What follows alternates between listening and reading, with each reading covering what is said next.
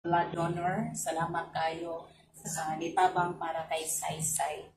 Thank you, Chud kaayo. Salamat. God bless, Chud kaayo. Himala na kay nga naan sa mi anis. Imig pangita. Ganina, grabe na kong kulit. Dawa sa kapitaw. Thanks, God. Chud nga. Iabot ra Chud to, ma'am. Glory to God. Bitaw. Thank you kaayo. Madugag nga na sa Sa mga taong hindi nakakaalam, si Saysay po ay dumaan na talaga sa napakaraming proseso tulad ng mga chemotherapy noon simula pa nang nag 3 years old siya. Sobrang saya ng kanyang mga magulang nung malampasan ni Saysay ang mga pagsubok na yon. Kung palang kaliit si Saysay noon, nag-chemotherapy na talaga siya.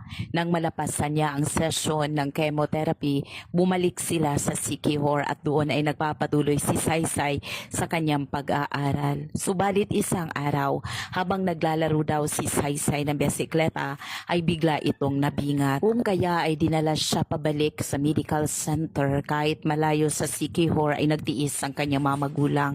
At dahil walang masyadong kapamilya ang kanyang mga magulang dito, hindi talaga nila alam kung paano at kung saan na naman sila kukuha ng dugo at atong bags ng platelet. Ay mahirap ang mga magulang ni Saysay at wala itong sapat na pagkukunan ng mga salapi, kung kaya't lumapit din sila sa atin sa Sherilyn Battle Grifaldi TV show para sila ay ating matulungan sa pamamagitan ng mga taong may mabubuting puso. Ginamit tayo ng Panginoon para sa kanila. Naguso sa kinabuhi ni Saysay.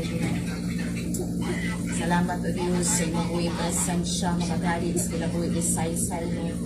Salamat sa kanang paboro, kanalangin ang ibataan kan sa ulo at sa napalata.